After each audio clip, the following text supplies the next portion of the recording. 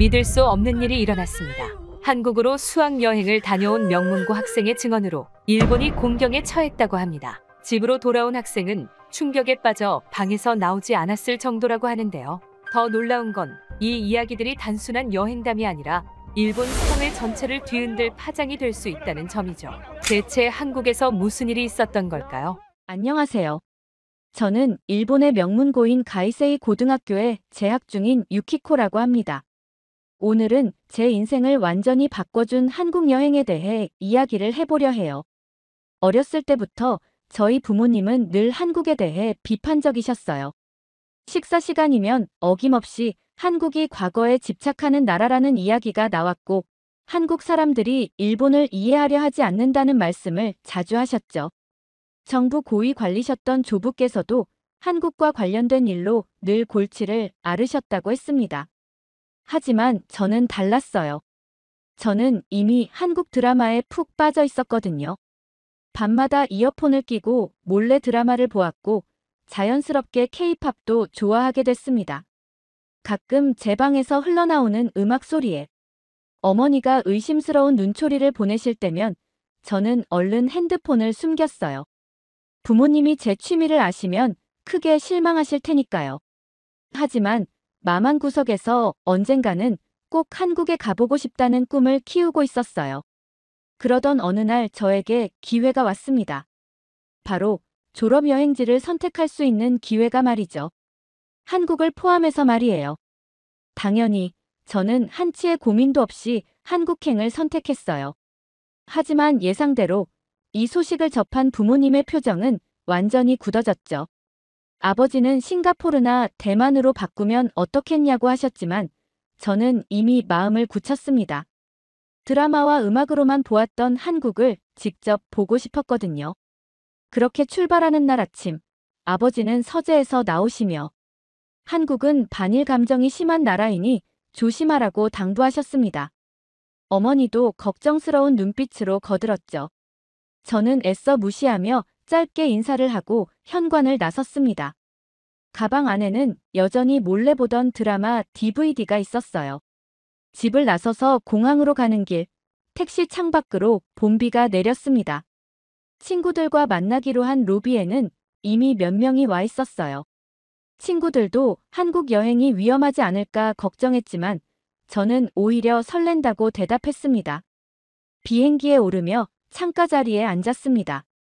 이제 곧 제가 그토록 궁금해하던 나라를 직접 볼 수 있다니 가슴이 두근거렸어요. 창밖의 하얀 구름을 바라보며 생각했습니다. 과연 부모님 말씀처럼 한국은 정말 우리를 미워하기만 할까요? 아니면 제가 드라마에서 본 것처럼 따뜻한 나라일까요? 인천으로 가는 2시간 동안 이런 생각들로 머릿속이 복잡했습니다. 하지만 한 가지는 분명했어요. 저는 진짜 한국을 만나고 싶었습니다. 지금까지 막연하게 배워온 것과는 다른 진짜 한국의 모습을요. 2시간의 비행 끝에 인천국제공항에 도착했습니다. 비행기에서 내려다본 인천의 모습은 제가 상상했던 것과는 전혀 달랐어요.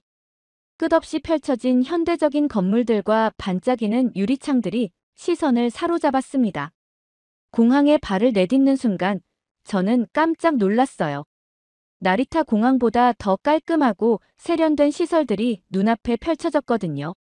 입국 심사는 일본보다 더 빠른 자동화 시스템으로 처리됐고 공항 곳곳의 디지털 안내판은 일본의 어느 공항보다 진보된 모습이었습니다.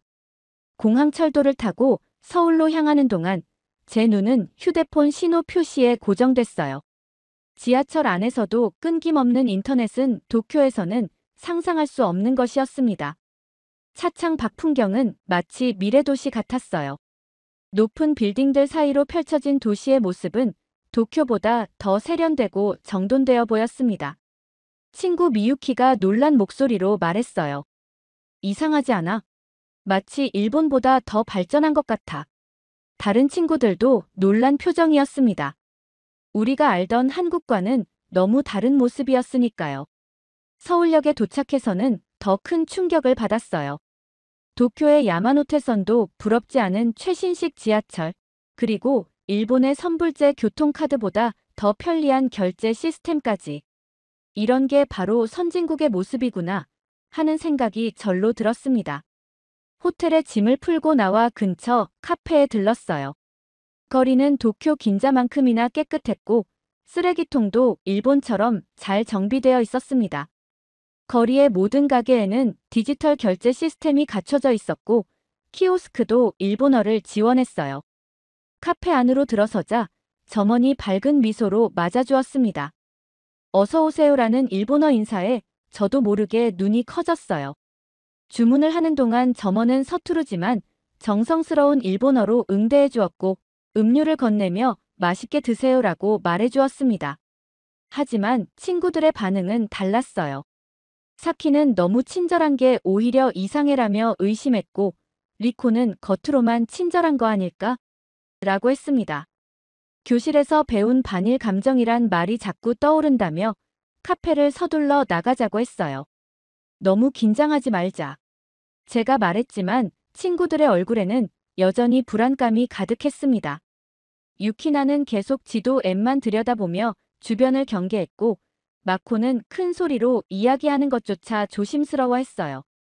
거리를 걸으며 매장들의 첨단 결제 시스템도 눈여겨보았습니다. 현금 없이 모든 게 해결되는 모습이 인상적이었어요. 일본은 아직도 현금이 주요 결제 수단인데 이곳은 완전히 달랐습니다. 해가 저물어도 거리는 여전히 활기찼어요. 늦은 시간까지 영업하는 가게들, 24시간 편의점, 그리고 밤에도 안전하게 다닐 수 있는 거리. 부모님이 말씀하시던 위험한 나라의 모습은 어디에서도 찾아볼 수 없었습니다. 호텔로 돌아오는 길에 잠시 걸음을 멈추고 주변을 둘러보았어요. 반짝이는 네온사인, 세련된 건물들, 깔끔한 거리, 그리고 무엇보다 친절한 사람들. 이곳은 단순한 선진국이 아닌 어쩌면 일본보다 더 앞선 나라처럼 느껴졌습니다. 방에 돌아와 창밖을 바라보며 생각에 잠겼어요. 하루 만에 제가 가지고 있던 한국에 대한 첫 번째 편견이 완전히 무너져 버렸습니다. 교과서에서 배운 개발도상국 한국이란 이미지는 이제 옛말이 된 것 같았어요. 일기장을 꺼내 오늘 본 것들을 기록하면서 문득 아버지의 말씀이 떠올랐습니다. 한국은 우리를 이해하려 하지 않아. 하지만 제가 본 한국은 오히려 일본보다 더 국제화되어 있었고 우리를 이해하려 노력하는 것 같았어요. 거리 곳곳에 일본어 안내판들, 친절하게 일본어로 응대해주는 사람들.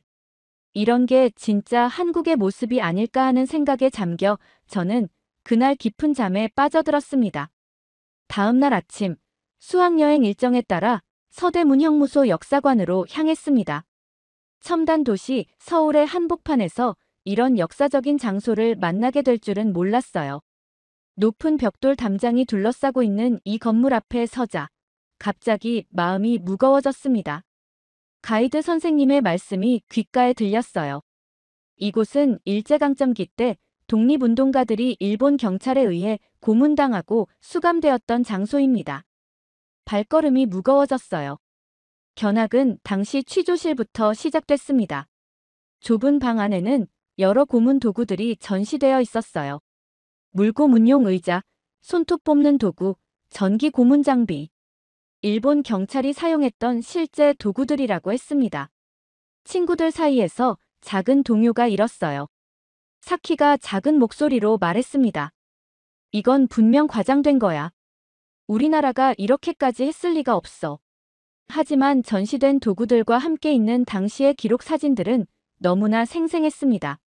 복도를 지나 독방들을 보았어요. 좁고 어두운 공간에 갇혀 있었을 사람들을 생각하니 가슴이 아팠습니다. 그때 가이드 선생님이 한 독방 앞에서 멈추셨어요. 이곳은 유관순 열사의 독방입니다. 그녀의 나이 18세, 여러분과 비슷한 나이였죠. 순간 숨이 멎는 것 같았어요. 18살이라는 말이 계속 귓가에 맴돌았습니다. 저와 같은 나이의 소녀가 이 차가운 감옥에 갇혀 고문을 받았다니. 가이드 선생님은 계속해서 설명하셨어요.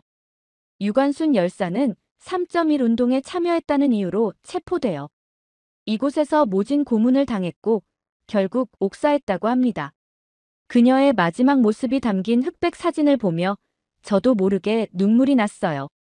우리 일본 교과서에는 이런 내용이 없었는데. 제 중얼거림에 미유키가 고개를 끄덕였습니다. 우리는 단 한 번도 이런 이야기를 배운 적이 없었어요. 지하 고문실로 내려가는 계단을 밟을 때마다 다리가 후들거렸습니다. 차가운 지하실 공기가 피부를 스쳤어요.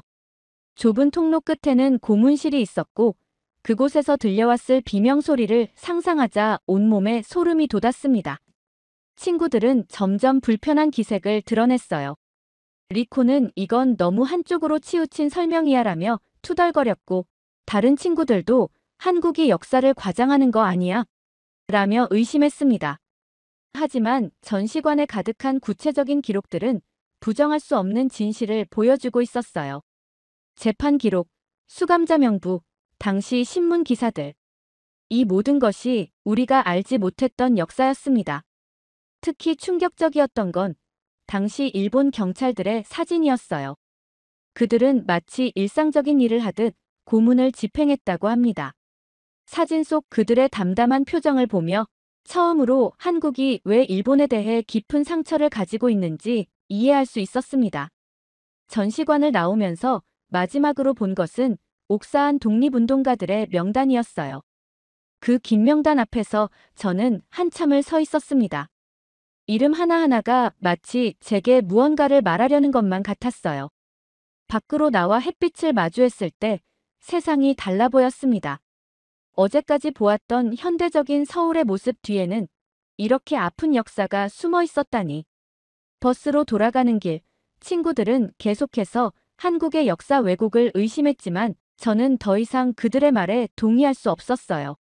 방금 본 것들은 단순한 전시물이 아닌 살아있는 증거였으니까요. 호텔로 돌아와 일기를 쓰며 생각했습니다. 우리는 왜 이런 역사를 배우지 못했을까요? 그리고 이런 아픈 과거가 있었는데도 오늘날 한국은 어떻게 일본인들에게 이토록 친절할 수 있는 걸까요? 서대문 형무소를 나와 벤치에 앉아 있는데 아까부터 우리를 안내하던 가이드 선생님이 다가오셨습니다. 저는 용기를 내어 일본군의 잔혹성에 대해 조심스럽게 여쭤보았어요. 그때였습니다. 가이드 선생님은 잠시 침묵하시더니 본인이 이곳에 수감되었던 독립운동가의 후손이라고 말씀하셨어요. 순간 가슴이 덜컥 내려앉는 것 같았습니다. 지금까지는 그저 전시관의 이야기라고만 생각했는데 눈앞의 분과 직접 연결된 이야기라니. 선생님의 증조부는 1919년 3.1 운동 당시 만세 시위를 주도하다 체포되어 이곳 서대문 형무소에서 고문을 받고 돌아가셨다고 합니다. 당시 나이 32, 어린 두 아들을 남겨두고 가셨다는 이야기에 가슴이 아팠어요. 선생님은 가방에서 오래된 사진 한 장을 꺼내셨습니다. 단정한 한복을 입은 흑백 사진 속 남성의 모습, 그리고 사진 뒷면에 남아있는 일제 경찰의 피의자 기록까지. 이것이 증조부의 마지막 모습이라고 했어요. 친구들은 이미 멀찍이 떨어져 있었지만 저는 그 자리에 못 박힌 듯 서 있었습니다. 선생님이 보여주신 당시 재판 기록과 신문 기사들은 충격적이었어요. 특히 조선 총독부 경찰이 직접 작성한 고문 기록은 너무나 잔인했습니다. 손톱 밑에 대나무 조각을 박고 물고문을 하고, 더 충격적인 것은 이 모든 행위가 마치 일상적인 업무처럼 꼼꼼하게 기록되어 있다는 점이었어요. 선생님은 더 많은 자료들을 보여주셨습니다. 조직적이고 체계적인 탄압 정책들, 한국어 사용 금지, 이름 강제 개명, 징용 등. 일본이 한국을 지배하는 동안 자행한 모든 만행들이 사실이었다는 걸 증명하는 문서들이었어요. 독립 이후에도 선생님의 가족은 오랫동안 고통받았다고 합니다. 증조부의 죽음이 가져온 아픔은 할아버지 세대를 거쳐 지금까지 이어져 있다고 했어요. 그 말씀을 들으며 깊은 미안함이 밀려왔습니다. 그동안 일본에서 배워온 역사가 얼마나 왜곡되어 있었는지 깨달았어요. 우리는 늘 일본이 피해자라고 배웠는데 실제로는 우리가 이렇게 큰 상처를 준 가해자였다니. 하지만 선생님은 일본 학생들을 미워하지 않는다고 하셨습니다. 우리가 이런 역사를 제대로 배우지 못했다는 것을 이해한다면서 이제라도 진실을 알게 된 것에 의미가 있다고 말씀해 주셨어요. 선생님의 너그러운 태도에 오히려 더 마음이 아팠습니다. 우리나라가 저지른 잘못을 이토록 담담하게 이야기해 주시는 모습에 일본 정부의 역사 왜곡이 더욱 부끄럽게 느껴졌어요. 떨리는 목소리로 사과를 드리자 선생님은 오히려 제가 진심으로 역사에 관심을 가져준 것에 대해 감사하다고 하셨습니다. 돌아가는 버스 안에서 저는 계속해서 선생님의 이야기를 떠올렸습니다. 한 사람의 죽음이 그의 가족에게 얼마나 긴 시간 동안 아픔으로 남는지, 그리고 그런 죽음이 이곳에서 얼마나 많이 있었는지 생각하면 할수록 마음이 무거워졌어요. 서대문 형무소에서의 충격이 채 가시지 않은 상태로 우리는 다음 장소로 이동했습니다. 버스가 도착한 곳은 조용한 거리였어요. 그곳에는 한 소녀의 동상이 자리 잡고 있었습니다. 처음에는 그저 평범한 소녀상이라고 생각했어요. 하지만 가이드 선생님의 설명이 시작되면서 제 몸이 굳어버렸습니다. 이 소녀상은 일본군 위안부 피해자들을 기리는 상징이었어요. 단정하게 앉아있는 소녀의 모습은 평화로워 보였지만 그 뒤에 숨겨진 이야기는 너무나 잔인했습니다. 일본군이 어린 소녀들을 강제로 끌고 가 군대 위안부로 만들었다는 사실에 온몸이 떨렸어요. 가이드 선생님은 이 소녀상이 실제 피해자들의 평균 나이를 반영했다고 설명하셨습니다. 대부분 16에서 17살, 저보다도 어린 나이였다는 거예요. 소녀상 옆에는 빈 의자가 하나 놓여 있었습니다. 돌아오지 못한 피해자들을 상징하는 자리라고 했어요. 일본에서는 이런 역사에 대해 한 번도 배운 적이 없었습니다. 교과서에는 단 한 줄의 언급도 없었고 선생님들도 이 이야기는 하지 않으셨어요. 하지만 이곳 한국에서는 매주 수요일마다 이 소녀상 앞에서 집회가 열린다고 합니다. 소녀상 주변에는 노란 나비 모양의 배지들이 놓여 있었어요. 할머니들이 돌아가실 때마다 하나씩 늘어난다는 설명을 들으며 목이 메어왔습니다. 지금도 생존해 계신 피해자 할머니들은 30년 넘게 이곳에서 진실을 알리기 위해 싸우고 계시다고 해요. 그때였습니다. 소녀상 앞에 한 젊은 여성이 무릎을 꿇고 있는 모습이 보였어요. 가까이 다가가 보니 그녀는 일본어로 기도를 하고 있었습니다. 한국에서 공부하는 일본인 유학생이라고 했어요. 유학생은 조용히 눈물을 흘리며 이야기했습니다. 자신도 처음에는 이 사실을 몰랐다고 한국에 와서 공부하면서 알게 되었다고 했어요.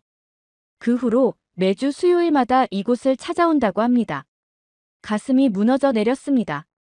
왜 우리나라는 이런 역사적 사실을 철저히 감추려 했을까요? 왜 우리는 이토록 잔혹한 진실을 배우지 못했을까요? 소녀상을 바라보며 계속해서 같은 질문이 머릿속을 맴돌았어요. 주변에는 소녀상을 위한 손편지들이 놓여 있었습니다. 초등학생부터 할머니까지 많은 사람들이 남긴 편지에는 같은 마음이 담겨 있었어요. 잊지 않겠습니다. 친구들은 대부분 멀찍이 서서 어색한 표정을 짓고 있었지만 저는 소녀상 앞에 한참을 머물렀습니다. 소녀의 굳건한 눈빛을 바라보며 그들이 겪었을 고통을 상상했어요. 바람이 불 때마다 소녀상의 치마가 살짝 흔들리는 것 같았습니다. 마치 지금도 전 세계 어딘가에서 고통받고 있을 피해자들의 한숨 같았어요. 소녀상의 작은 발 아래에는 수많은 꽃들이 놓여 있었습니다. 일본으로 돌아가면 무엇을 해야 할지 생각했습니다. 이런 역사를 알게 된 이상 더 이상 모른 척 할 수는 없을 것 같았어요. 하지만 이 이야기를 꺼냈다가는 아버지와 크게 다투게 될 것이 뻔했습니다. 소녀상을 떠나기 전 저도 작은 편지를 써서 남겼어요.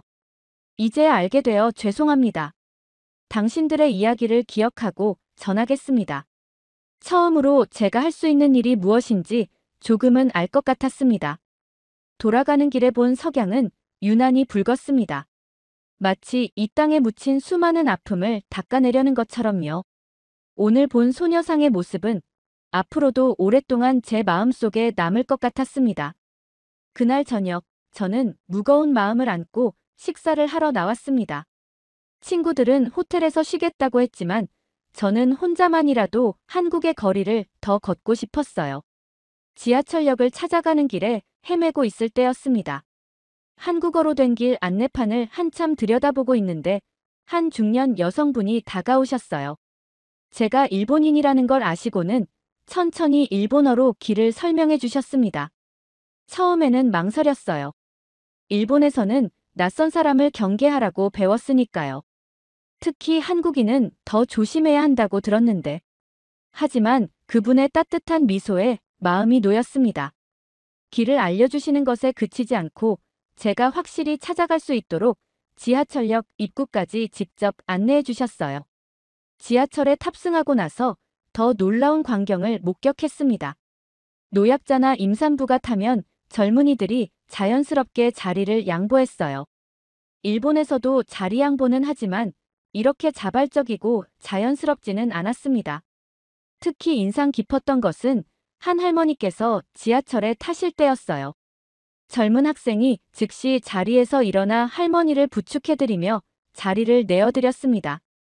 주변 사람들도 할머니가 편히 앉으실 수 있도록 가방을 들어드리고 자리를 만들어드렸어요.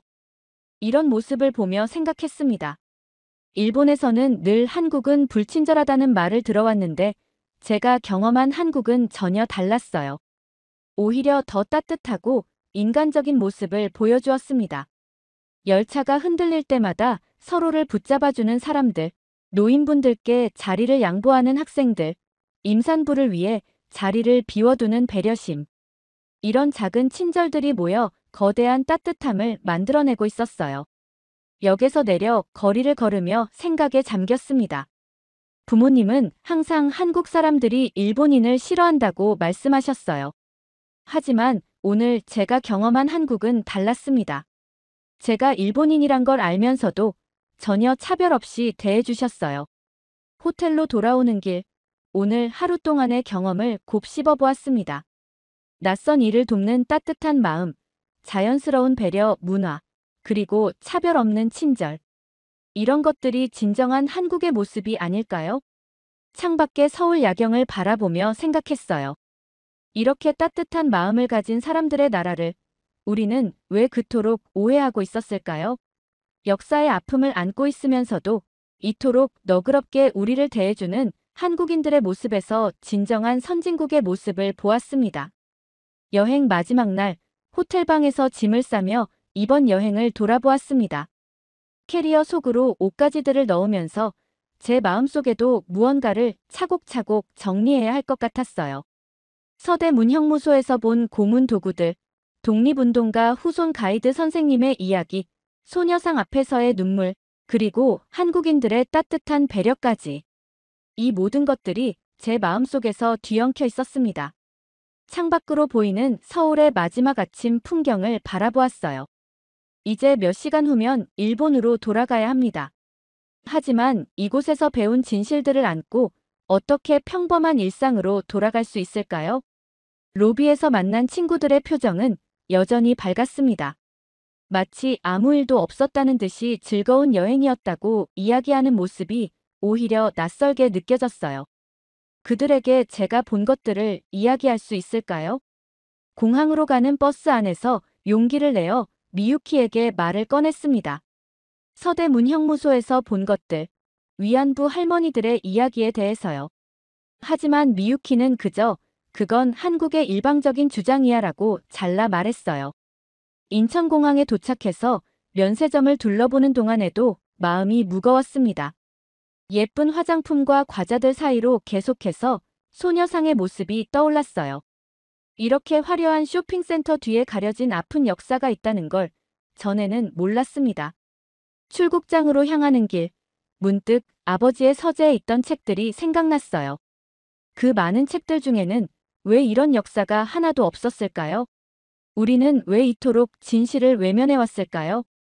비행기를 기다리며 공항 라운지에 앉아 있는데 옆자리에 리코가 말했습니다.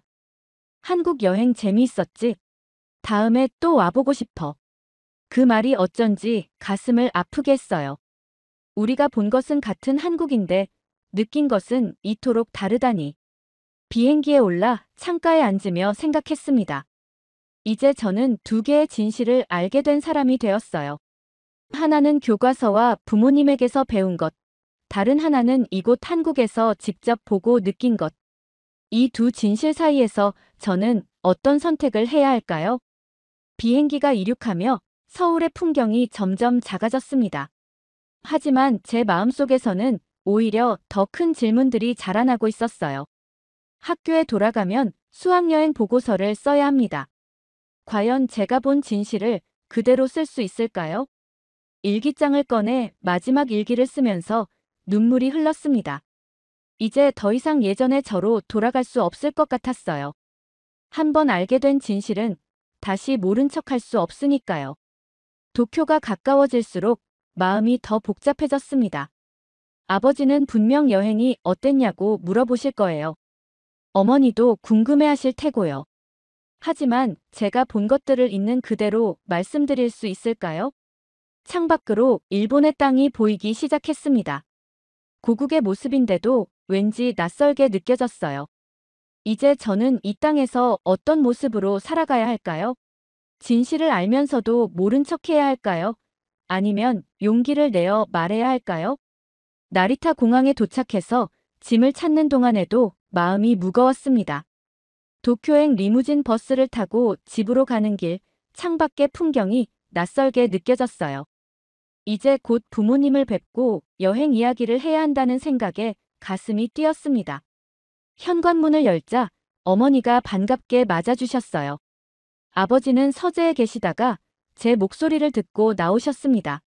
식탁에 둘러앉아 저녁을 먹으며 자연스럽게 여행 이야기가 시작됐어요.